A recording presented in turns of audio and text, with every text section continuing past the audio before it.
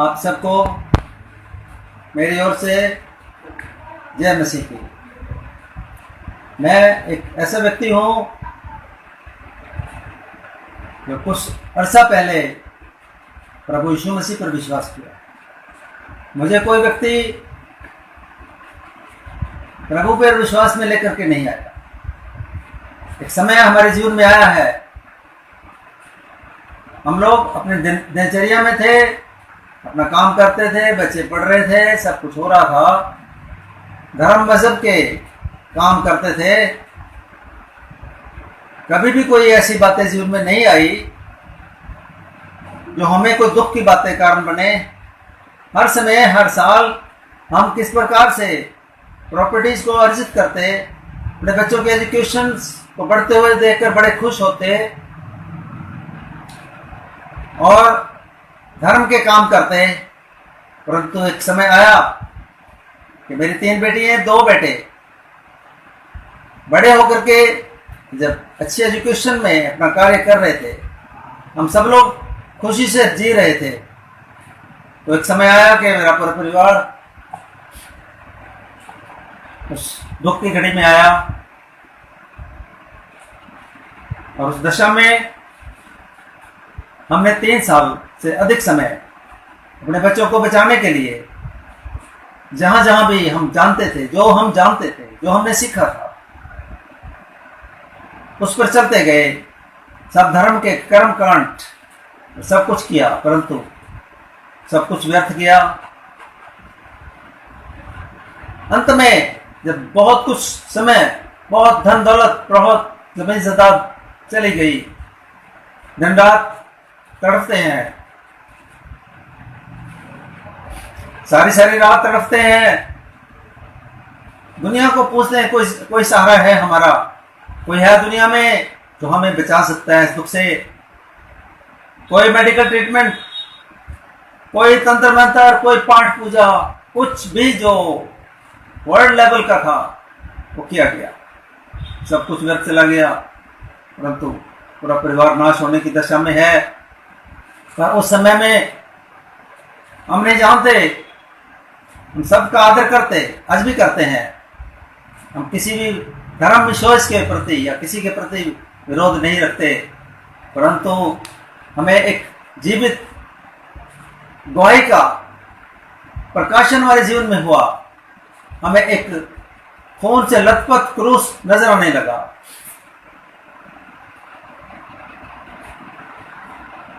जबकि हम कभी भी किसी चर्च में या किसी ऐसी संस्थाओं में नहीं गए, आदर करते थे, आज भी करते हैं। वो ब्लडेड क्रूस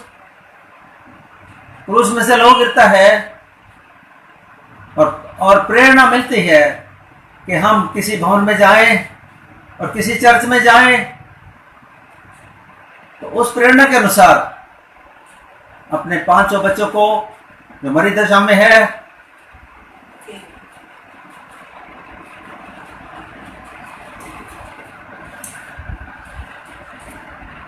ऐसी दशा है कि उनकी लैट्रिन, उनका पेशाब भी बंद है, सब कुछ ऊपर हो रहा है, सब रिश्तेदार, सब मित्र प्यारे हर प्रकार से इकट्ठे हैं।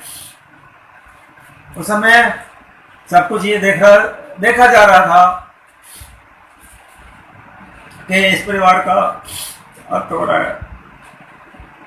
परंतु वो समय आया कि सारी परिस्थितियों के बावजूद,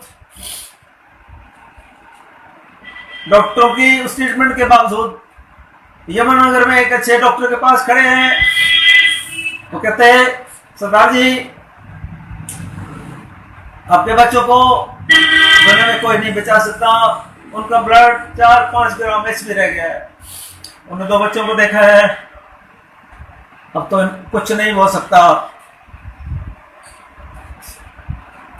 तो सब लोग रो रहे थे, चिल्ला रहे थे, परंतु उस सच्चाई का धन्यवाद करते हैं कि जो वास्तविकता थी, जो सच्चाई थी, उसके द्वारा हमने प्रेरणा पाई कि वो क्रूस क्या है, वो क्या दर्शन हमें दिखता है। क्योंकि अब तक हम किसी चर्च में इस जगह में नहीं गए थे, तो हम परमेश्वर के एक भवन में गए। उस भवन में अपने बच्चों की लाशों को खींच खींच के अंदर लेके गया, और तमाम रिश्तेदार, मित्र प्यारे, जो अलग अलग रीति से किसी भी कॉस्ट पर बच्चों का इलाज करा सकते थे, और किसी भी कॉस्ट के द्वारा, किसी भी कीमत के द्वारा वो इलाज संभव नहीं था, उस भवन में गए। और उस भवन में परमेश्वर के लोगों ने जैसे प्रार्थना किया, बच्चों को मरी हुई अवस्था में अंदर खींच के ले जाया जा रहा है। सारा गांव इकट्ठा है, सब रिश्तेदार इकट्ठे हैं, सब गांव के लोग इकट्ठे हैं। कोई विश्वास नहीं है, कोई गारंटी नहीं है, और मन में एक स्ट्रांगनेस जरूर है कि हम जहां आए हैं, एक नई जगह आए हैं, तो कुछ तो होगा। जैसे ही परमेश्वर के लोगों ने, परमेश्वर के दास ने परमेश्वर के वचन में से होकर के प्रार्थना की, तो उस समय हमारी एक बेटी जो +1 मेडिकल में पढ़ती थी, उसकी हालत एक बच्चे के समान हो गई थी, जो टप में नहाती थी, जो शीशी से चाय पानी पीती थी, उसकी मेमोरी टोटली लॉस हो चुकी थी। वो बोलती मैं 4 साल की बेटी हूं। वो वहां पर अपनी मेमोरी को गेन कर लेती है, उसकी याददाश्त वापस आ जाती है, वो ठीक हो जाती है, अपने अकल को पहचान लेती है, वो अपने और सब लोगों को पहचान लेती है। उसी समय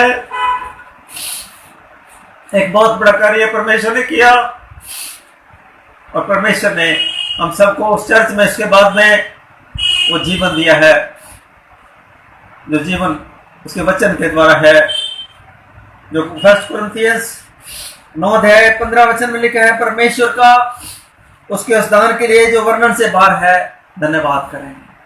परमेश्वर का अनुग्रह हम पर हुआ, परमेश्वर का दान जो यीशु मसीह के द्वारा हुआ है। वचन एफिसियों के पत्र में लिखा है, ये तुम्हारी ओर से नहीं है, वरना परमेश्वर का दान है, और न कर्मों के कारण ऐसा हो कि कोई घमंड करे, क्योंकि हम उसके बनाए हुए हैं, और मसीह यीशु में भले कामों के लिए सृजे गए, जिन्हें परमेश्वर ने पहले से हमारे लिए कर्म करने को तैयार किया है। तो परमेश्वर का धन्यवाद करते हैं।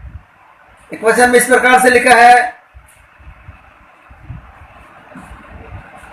कोलिशियंस की पत्री में 1:26 में लिखा है, परमेश्वर का उस भेद को जो समय और पीढ़ियों से गुप्त रहा, परंतु अब उसके उन पवित्र लोगों पर प्रकट हुआ है, जिन पर परमेश्वर ने प्रकट करना चाहा, कि उन्हें ज्ञात हो कि अन्य जातियों में उस भेद की महिमा का मूल्य क्या है। आज लोग कहते हैं यीशु मसीह तो अभी से आया है, परंतु बाइबल कहती है कि परमेश्वर का उस अनुग्रह का, उस दया का जो प्रबंध था, जो मसीह यीशु के द्वारा था, वो पीढ़ियों से, समय से गुप्त था, परंतु यीशु मसीह के द्वारा आज हम पर प्रकट हुआ है। तो आज हम परमेश्वर का धन्यवाद करते हैं। उस परमेश्वर का वचन में लिखा है कि यह तुम्हारी ओर से नहीं, वरना परमेश्वर का एक दान है, और न कर्मों के कारण है, ऐसा न हो कि कोई मनुष्य घमंड करे। आज हम यीशु मसीह पर विश्वास करें, और विश्वास के द्वारा हम जीवन पाएं, फिजिकल चंगाई से हटकर एक अनंत जीवन की जो घोषणा, जो वास्तविकता बाइबल में हम देखते हैं, वो हमें मिलता है। आज प्रभु यीशु मसीह पर विश्वास करें, परमेश्वर के भवन में जाएं। उससे हमारा धर्म परिवर्तन नहीं है, परंतु हमारा धर्म बना रहता है, हमारा धर्म और जीवन बना रहता है। हम परमेश्वर का धन्यवाद करते हैं इस गवाही के लिए। मैं विश्वास करता हूं कि परमेश्वर पूरे मानव जगत में इस गवाही के द्वारा अपनी महिमा लेगा। आप सबको जय मसीह की।